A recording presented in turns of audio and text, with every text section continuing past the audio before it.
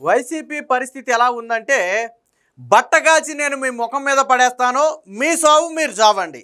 మీరు ఎన్ని వివరణైనా ఇవ్వండి, ఎన్ని సమాధానాలైనా చెప్పండి, ఎన్ని ఆధారాలైనా చూపండి, మేము చేయాల్సిన విమర్శలు చేస్తూనే ఉంటాం. తాజాగా డిఎస్సి మీద ఎప్పుడో 6 నెలల క్రితం పోస్టింగ్ తీసుకుని జాయిన్ అయిపోయి ఏడాది క్రితం వచ్చినటువంటి నోటిఫికేషన్కి సంబంధించి ఇప్పుడు వైసీపీ రాద్ధాంతం చేస్తుంది. పోనీ నిజంగా అర్హులకు ఎవరికైనా అన్యాయం జరుగుండుంటే ఈరోజు న్యాయస్థానాలు ఉన్నాయి. వైసీపీ పోరాడాల్సింది రోడ్ల మీద కాదు, న్యాయస్థానాల్లో పోరాడాలి.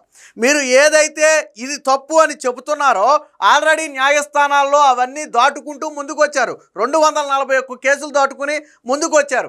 మొన్నటి వరకు ఎవరో నవీన్ అనే వ్యక్తికి మీరు ఎందుకు ఉద్యోగం ఇవ్వలేదు, ఆ వ్యక్తి పనిచేసే వ్యక్తి కదా, మీ దగ్గర పనిచేసే వ్యక్తి కదా, అందుకే ర్యాంకులు వచ్చినాయి అని చెప్పి ఒక ఆరోపణ చేశారు.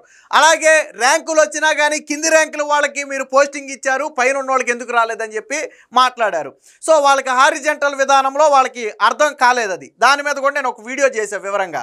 ఇకపోతే ఇప్పుడు స్పోర్ట్స్ కోటా, మళ్ళీ తాజాగా ఇందులో స్పోర్ట్స్ కోటాలో మోసం జరిగింది. స్పోర్ట్స్ కోటాలో సర్టిఫికేట్లు లేకుండా దొంగ సర్టిఫికేట్లు ఉన్న వాళ్ళకు పోస్టింగ్లు ఇచ్చారు, శాప్లో డబ్బులు తీసుకుని చెప్పి మరొక కొత్త వాదన తెర మీదకి తీసుకొచ్చారు. అంటే ఒక్కొక్క దానికి వివరణ ఇచ్చుకుంటూ వస్తుంటే అధికారులు కావచ్చు, నాయకులు కావచ్చు, సంబంధిత వ్యక్తులు వివరణ ఇచ్చుకుంటూ వస్తే వైసీపీ మాత్రం ఇంకో కొత్త ఆరోపణ. ఇప్పుడు ఈరోజు శాప్కి సంబంధించో లేదా క్రీడా కోటాలో జరిగినటువంటి అవకతవకలకు సంబంధించి ఆధారాలు బయట పెట్టారు అనుకోండి, ఏం జరగలేదని రేపు ఇంకొక ఆరోపణ చేస్తారు.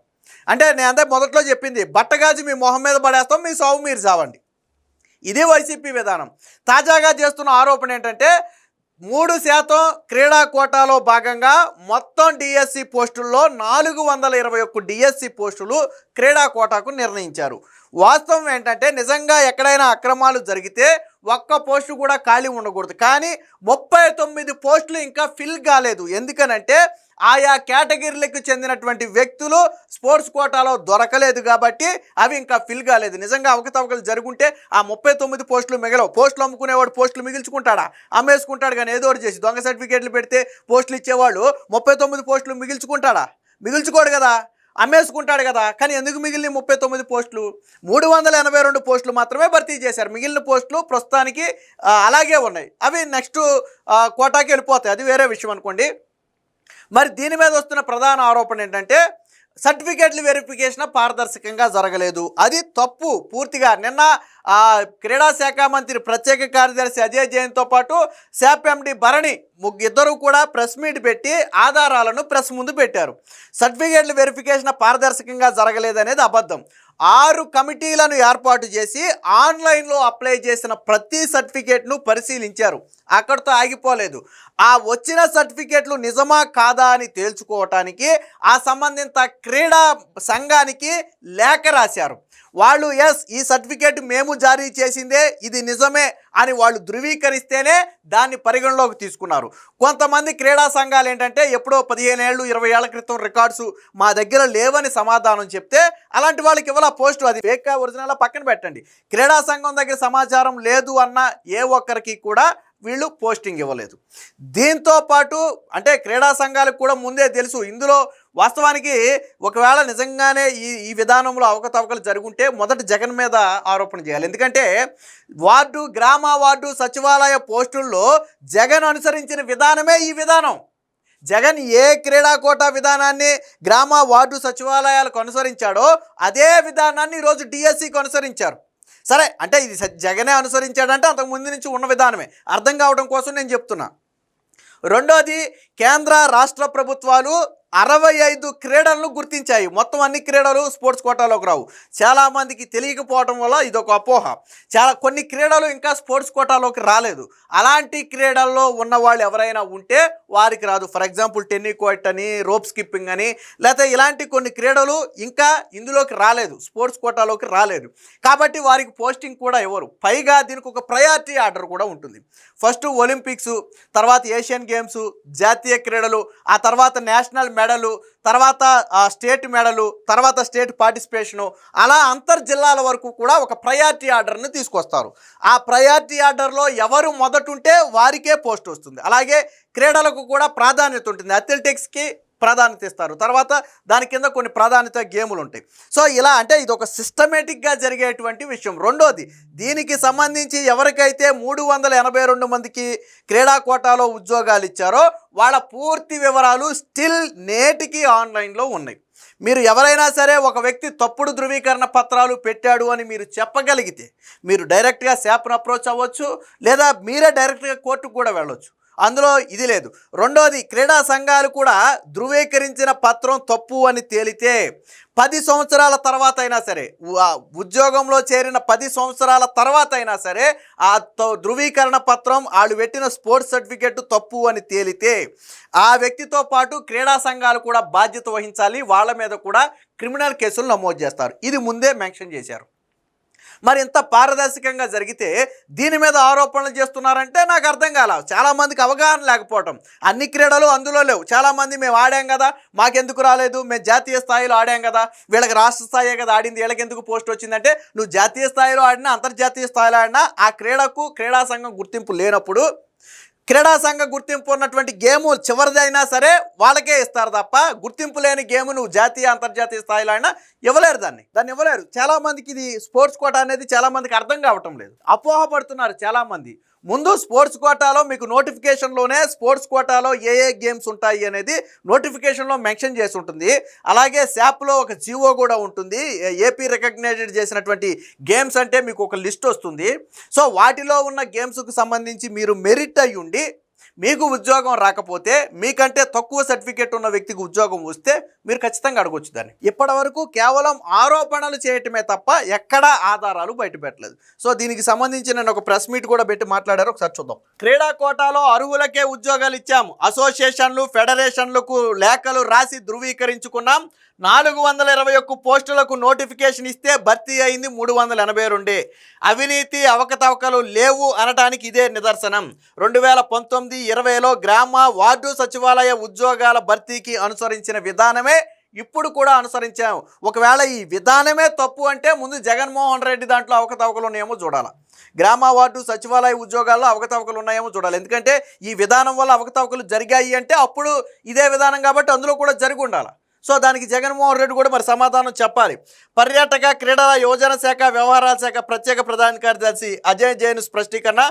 డిఎస్సి 2025లో భాగంగా క్రీడా కోటాలో ఉపాధ్యాయ పోస్టుల్ని పారదర్శకంగా నిబంధనల ప్రకారమే భర్తీ చేశామని, అవినీతి, అవకతవకలు, రాజకీయ జోక్యం, దళారుల ప్రమేయానికి తావు లేదని పర్యాటక, క్రీడల, యువజన శాఖ ప్రత్యేక ప్రధాన కార్యదర్శి అజయ్ జైన్ స్పష్టం చేశారు. క్రీడా కోటాలో 421 పోస్టులకు నోటిఫికేషన్ ఇస్తే 382 పోస్టులు మాత్రమే భర్తీ అయ్యాయని, అన్ని అర్హతలు ఉంటే ఉద్యోగం ఇచ్చామనడానికి ఇదే నిదర్శనం అని చెప్పారు. అంటే మిగిలిన 39 పోస్టులు ఎందుకు మిగిలాయి అంటే సంబంధిత అర్హులు లేరు కాబట్టి మిగిలిపోయాయి. లేకపోతే నిజంగా అమ్ముకుంటే ఆ పోస్టులు మిగలవు. అది పాయింటే. సో దీనికి సంబంధించిన మరొక వార్త కూడా చూద్దాం. సర్టిఫికేట్లను అన్ని కోణాల్లో పరిశీలించి ఆయా క్రీడా సంఘాలు, ఫెడరేషన్లకు లేఖలు రాసి అవి సరైనవేనని ధృవీకరించుకున్న తరువాతే ఉద్యోగాలు ఇచ్చామని చెప్పారు. 2019-20లో వైసీపీ ప్రభుత్వంలో గ్రామ వార్డు సచివాలయాల్లో స్పోర్ట్స్ కోటా ఉద్యోగ నియామకానికి కూడా ఇదే విధానం అనుసరించారని ఆయన స్పష్టం చేశారు.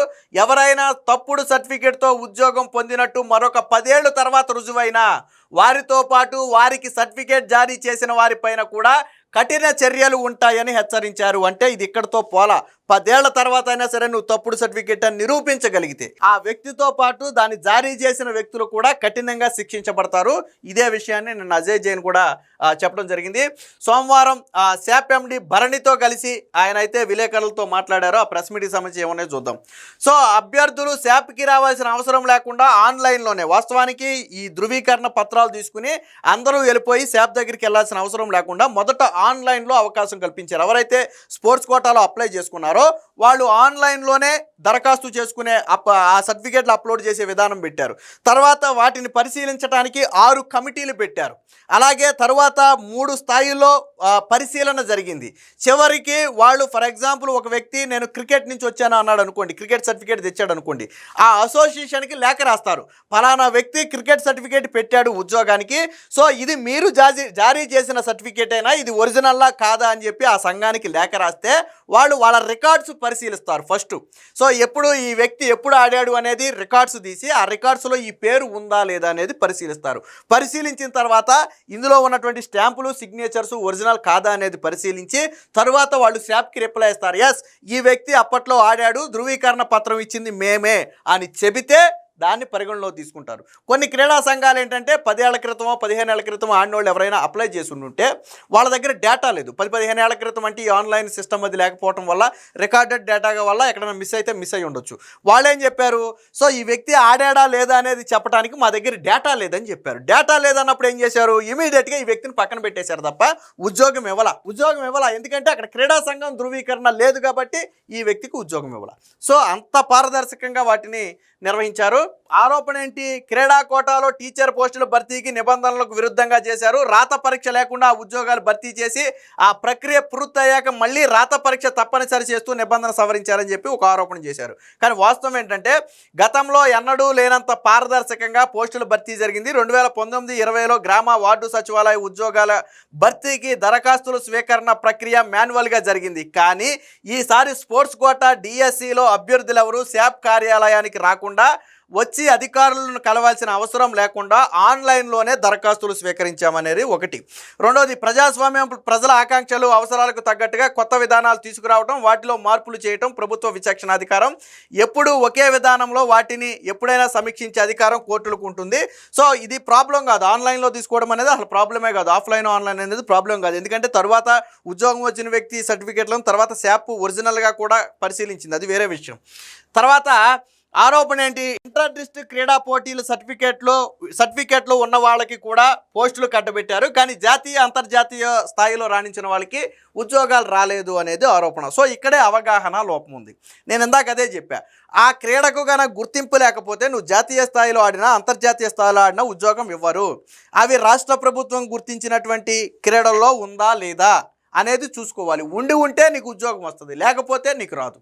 కింద వ్యక్తికి నాకంటే ఆ వ్యక్తి ఆడింది రాష్ట్ర స్థాయే కదా, నేను ఆడింది జాతీయ స్థాయి కదా అంటే నువ్వు ఆడిన గేమ్కి గుర్తింపు లేదు, ఆ వ్యక్తి ఆడిన గేమ్కి గుర్తింపు ఉంది. గుర్తింపు ఉన్న గేమ్లో చివరి సర్టిఫికేట్ అయినా తీసుకుంటారు ఎవరు లేకపోతే, చివరికి జిల్లా స్థాయి సర్టిఫికేట్ని కూడా తీసుకుంటారు ఎవరు లేకపోతే. కానీ గుర్తింపు లేని గేమ్కి నువ్వు అంతర్జాతీయ సర్టిఫికేట్ తీసుకొచ్చినా తీసుకోరు. సో ఈ అవగాహన లేమి వల్ల కొంత అది జరిగింది. క్రీడల్లో ప్రతిభావంతుల ఉద్యోగాల నియామకాల్లో రిజర్వేషన్లకు సంబంధించి కేంద్ర ప్రభుత్వ personal public relation and functions విభాగం 2024 మార్చి 4న ఇచ్చిన మెమోలో 65 క్రీడాంశాలను ప్రస్తావించింది. అలాగే రాష్ట్ర ప్రభుత్వం వాటినే గుర్తించింది. దేశవ్యాప్తంగా అమల్లో ఉన్న విధానం కూడా అదే. ఆ 65 క్రీడాంశాల్లో లేని వాళ్ళకే ఉద్యోగాలు రాలేదు, వాళ్ళే చాలామంది అపోహలు పడ్డారు.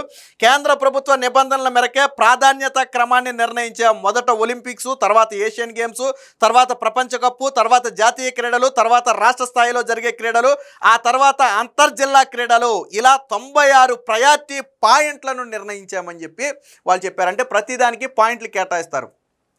నువ్వు ఒలింపిక్స్లో పాల్గొంటే నీకు 100 పాయింట్లు అనుకోండి, ఏషియన్ గేమ్స్లో పాల్గొంటే 90 పాయింట్లు, లేకపోతే ఇంకోటి ఏంటి ప్రపంచ కప్లో పాల్గొంటే 80 పాయింట్లు. ఇలా పాయింట్ల క్రమాన్ని నిర్ణయించి దాని ఆధారంగా వారికి ఉద్యోగాలు అయితే ఇచ్చారు. అదే విషయాన్ని చెప్పారు. ప్రతి సర్టిఫికేటు నిశితంగా పరిశీలించాం. శాప్కి వచ్చిన దరఖాస్తుల్ని మొదట స్క్రీనింగ్ కమిటీ పరిశీలించి రాష్ట్ర స్థాయి కమిటీకి పంపించగా అక్కడ సమీక్షించి తుది జాబితాను ఆమోదించారు. ఇదంతా లోపాయికరంగా జరిగింది. నకిలీ క్రీడా సర్టిఫికేట్లతో దొంగ డిగ్రీలతో టీచర్ ఉద్యోగాలు అమ్మేశారు అనేది ఆరోపణ. కానీ వాస్తవం ఏంటంటే క్రీడాకారుల సర్టిఫికేట్లను ప్రభుత్వం కానీ శాప్ కానీ జారీ చేయదు. మొదటిది అవి ఆయా క్రీడా సంఘాలే జారీ చేస్తాయి. శాప్ ఏం చేయగలుగుద్ది అంటే అవి ఒరిజినల్లా కాదా అనేది ధృవీకరించుకోవటానికి సంబంధిత క్రీడా సంఘానికి లేఖ మాత్రమే రాయగలుగుతుంది. అలా లేఖ రాసి వాళ్ళు నిజమే అంటేనే మాత్రమే వాళ్ళు తీసుకుంటారు. సో దీంట్లో శాప్కి సంబంధించి వీళ్ళు ఎవరికి ఒక సర్టిఫికేట్ ఇవ్వలేరు, ఒకళ్ళ సర్టిఫికేట్ తీసేయను కూడా తీసేయలేరు. ఎందుకంటే శాప్ అనేది ఆ సర్టిఫికేట్లు జారీ చేసే అర్హత లేదు శాప్కి. సో అదే విషయాన్ని ఇక్కడ చెప్పారు.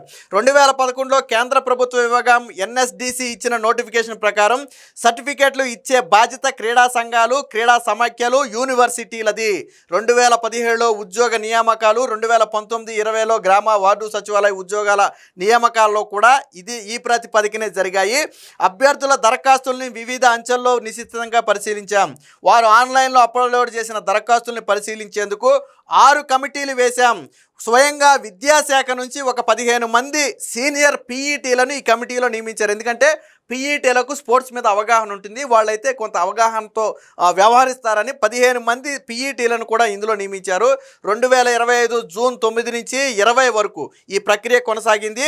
ఆ తర్వాత 1:5 నిష్పత్తిలో అభ్యర్థులను ఎంపిక చేశాం. ఆగస్టు 2-3 తేదీల్లో వీళ్ళందరినీ ఇందిరాగాంధీ మున్సిపల్ స్టేడియంలో ప్రత్యేక కౌంటర్లు ఏర్పాటు చేసి అక్కడికి ఒరిజినల్ ధృవీకరణ పత్రాలతో రావాలని చెప్పారు. సో అసోసియేషన్లు, ఫెడరేషన్లు, యూనివర్సిటీలకు లేఖలు రాసి ఆ సర్టిఫికేట్లు జారీ చేసింది వారేనా కాదా అని ధృవీకరించుకున్నాం. వారి దగ్గర రికార్డులు లేవని చెబితే అలాంటి వారిని పక్కన పెట్టేశాం. అభ్యర్థుల జాబితాను ఎంపిక చేసి ఆన్లైన్లో ఉంచాం. 100కు పైగా ఫిర్యాదులు వస్తే క్రీడలు, సాధారణ పరిపాలన, విద్యాశాఖ, శాప్ అధికారులతో కూడినట్టు ఉన్నత స్థాయి కమిటీ వీటన్నిటినీ పరిశీలించింది. ఎంపిక ప్రక్రియ సక్రమంగా జరిగిందని ఆ కమిటీ నిర్ధారించాకే ఆగస్టు 21న ఎంపికైన అభ్యర్థులకు తుది జాబితాను విద్యాశాఖకు పంపామంటే పూర్తి స్థాయిలో అంతా సక్రమమని భావించాకే అది విద్యాశాఖ ఫైల్ పంపారు. రెండోది వెంకటలక్ష్మిపై, అంటే ఇక్కడ ప్రధానంగా విజయనగరానికి చెందినటువంటి ఒక వెయిట్ లిఫ్టర్ ఉంది. సో ఆవిడికి గతంలో పోస్టల్ శాఖలో స్పోర్ట్స్ కోటాలో అప్లై చేస్తే ఉద్యోగం రాలేదు. అలాంటి మహిళకు మీ దగ్గర ఎలా ఉద్యోగం ఇచ్చారు, ఆ సర్టిఫికేట్కి మీరు ఎలాగ ఉద్యోగం ఇచ్చారు అనేది ఒక ఆరోపణ. సో దానికి ఒక వివరణ కూడా ఇచ్చారు చూడండి. విజయనగరం జిల్లాకు చెందిన ఒక వెయిట్ లిఫ్టర్కు కేంద్ర ప్రభుత్వ సంస్థ పోస్టల్ శాఖ క్రీడా కోటా ఉద్యోగానికి అనర్హురాలిగా ప్రకటించిన ఆమెకు డిఎస్సిలో పీఈటీగా ఉద్యోగం ఇచ్చారు అనేది ఆరోపణ. దానికి ఆన్సర్ ఏంటంటే ఆమె పేరు వెంకటలక్ష్మి, ఆమెపై వచ్చిన ఆరోపణలన్నీ అవాస్తవం. వెంకటలక్ష్మి జనన తేదీ అన్ని ధృవీకరణ పత్రాల్లోనూ ఒకేలాగా ఉంది. అంటే 10th క్లాస్లో కావచ్చు, ఇంటర్లో కావచ్చు, ఈవెన్ స్పోర్ట్స్ సర్టిఫికేట్లో కావచ్చు, ఆ ధృవీకరణ పత్రంలో ఉన్నటువంటి ఏదైతే జనన తేదీ ఉందో అవన్నీ కూడా ఒకలాగానే ఉన్నాయి, ఎక్కడా కూడా మిస్ మ్యాచ్ కాలేదు అనేది వాళ్ళు చెప్పారు. ఆమెపై ఎఫ్ఐఆర్ నమోదైనట్లుగా సామాజిక మాధ్యమాల్లో వార్తలు రావడంతో విజయనగరం ఎస్పీకి లేఖ రాశారు. సో పలానా మహిళ మీద ఎఫ్ఐఆర్ నమోదైంది, గతంలో జనన ధృవీకరణ పత్రాన్ని తప్పుగా పొందుపరిచి క్రీడల్లో పాల్గొంది అనే ప్రయత్నం చేసిందనే దాని మీద ఏదైనా మీ దగ్గర రికార్డ్స్ ఉన్నాయా అంటే విజయనగరం ఎస్పీ నుంచి ఏమైనా ఆన్సర్ వచ్చిందంటే ఆ మహిళ మీద ఎటువంటి కేసులు లేవు, అంతకుముందు కేసు నమోదయ్యింది అనేది పూర్తిగా అవాస్తవం అని చెప్పి విజయనగరం ఎస్పీ తేల్చి చెప్పాకే ఆ మహిళను పరిగణలోకి తీసుకున్నారు. సో విజయనగరం అలాంటిది ఏమీ లేదని, ఆమె వయసు తప్పుగా చూపించి క్రీడల్లో పాల్గొన్నట్లుగా ఎక్కడా ఫిర్యాదులు లేవని స్పష్టం చేశారు. 2015 జాతీయ స్థాయి క్రీడల్లో ఆమె కాంస్య పథకం గెలిచింది. సో దానికి సంబంధించి ఆవిడ ఉద్యోగం వచ్చింది మెరిట్లో. ఇకపోతే కొంతమంది డబ్బులు వసూలు చేసి ఉద్యోగాలు ఇప్పిస్తామంటున్నారు కదా, మరి ఏంటి శాప్లో అందరూ డబ్బులు తీసుకుంటున్నారని ఆరోపణలు ఉన్నాయంటే ఎవరో ఒక వ్యక్తి ఇలా శాప్లో నేను మాట్లాడి డబ్బులు ఇప్పిస్తాను అని బొంతా రోసయ్య అనే ఒక వ్యక్తి డబ్బులు తీసుకుని ఉద్యోగాలు ఇప్పిస్తానని చెప్పి ప్రచారం చేస్తున్నాడని వాళ్ళ దృష్టికి రావడంతో వాళ్ళు పోలీసులకు ఫిర్యాదు చేశారు. పోలీసులు అతను అరెస్టు కూడా చేశారు. సో అది ముగిసిపోయిన అధ్యయనం. వాస్తవానికి అదొక ఫేక్, అంటే నమ్మించే ప్రయత్నం, మోసం చేయటం అనమాట. ఉద్యోగాలు ఇప్పిస్తానని డబ్బులు తీసుకుని ఆ తర్వాత పరారు, కంటికి కనపడ్డు, అలాంటి మోసం చేసే ప్రక్రియ. సో ఇది మొత్తంగా శాప్ ఆధ్వర్యంలో జరిగినటువంటి ఈ క్రీడా ఎంపికలు. రాష్ట్ర ప్రభుత్వం పూర్తి పారదర్శకంగా క్రీడా కోటాలో పోస్టులు భర్తీ చేసింది అనడానికి ఇదే ఒక నిదర్శనం.